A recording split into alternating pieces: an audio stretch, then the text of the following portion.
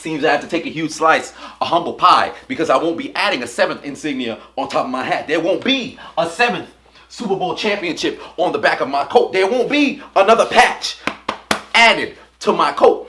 Because this season, we're not going for a Lombardi. Oh no, we're going home. We're going home. We're going to be sitting on the couch next to the Dallas fans, next to the Baltimore fans, next to the Miami fans, next to the Kansas City fans, next to the Dallas fans, all of those fans, because where we're going, we're not going to Houston. It seems we're not going to be going to Houston because we came out and got our coach outplayed. Let me say this about the Patriots, all right? I don't like the Patriots. I don't. I never did. Cannot stand their organization. Can't stand Tom Brady. Can't stand the players on their team. Hate LeGarrette Blount. Hate Martellus Bennett. But you know what? They have been the model of consistency in the NFL. So congrats to you. Now, back to what I am an expert in. That would be the Pittsburgh Steelers. We need to play better. Because the only people on offense who happen to show up happen to be Eli Rogers and Ben Roethlisberger. Antonio Brown is supposed to be the best wide receiver in the NFL.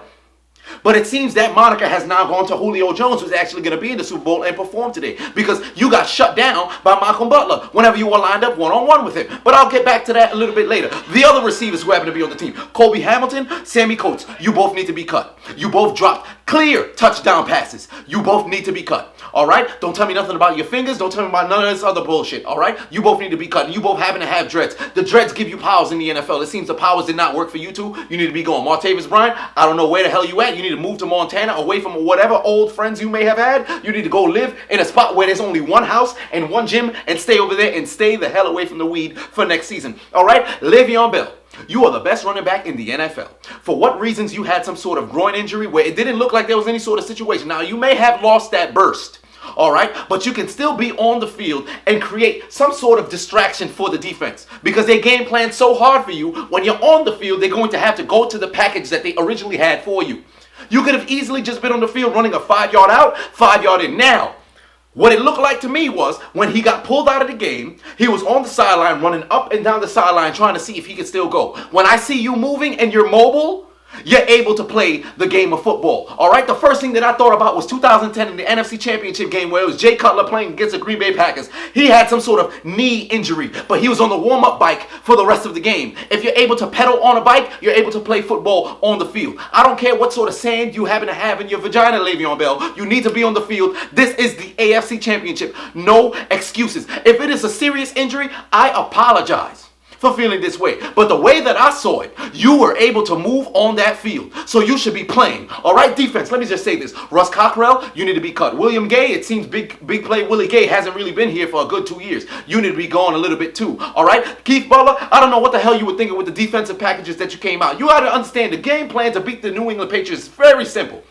You have a strong front four, and you play a press man-to-man coverage with your cornerbacks. For what reason we're playing 8 yards off the damn ball, I don't understand. The Patriots are number one in yards after the catch. For what reasons you're going to give Chris Hogan an opportunity to catch a screen and run 8 yards up on 1st and 10? That doesn't make any sense. You're giving them a situation where they have a short yardage situation on 2nd and 2, 3rd and 2, whatever the case may be. It seems we didn't use our heads. We got completely outcoached.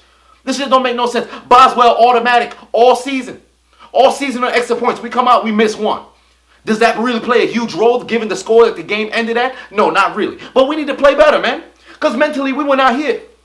3rd quarter, we're down 33-9. Right before it goes to commercial break, they see Antonio Brown in the corner laughing it up with Colby Hamilton and Darius Haywood-Bay. What the hell you laughing for? It's the AFC Championship. We're down by 24 points. How does this happen? And you over here laughing? Are you kidding me? It seems the fans wanted to win more than the players. Nobody else showed up. It seems the Pittsburgh Steelers were still on the plane somewhere in Heinz Field because they didn't show up to Gillette Stadium. Big Ben threw for 300-plus yards. He passed Terry Bradshaw for the most 300-plus yards in postseason history. Eli Rogers showed up and he played football. He showed up and played football. Antonio Brown, you could have had those, 7 receptions for like 80-some yards, 70-some yards. You should have had 150-plus yards because big players make big plays in big games, and it seemed that was not the case. Easy touchdown in the corner of the end zone, 3rd quarter, Colby Hamilton, drop. 2nd quarter, pass down the same sideline, same spot, Sammy Coates, through your fingers. You've got to be kidding me. It is the AFC Championship, and we came out and played like shit. Let me just say this. Next year, I'm very optimistic because this Pittsburgh Steelers team is something a little bit special. We gotta fix our cornerback situation on the defensive side. The last 10 weeks, the defense has come together.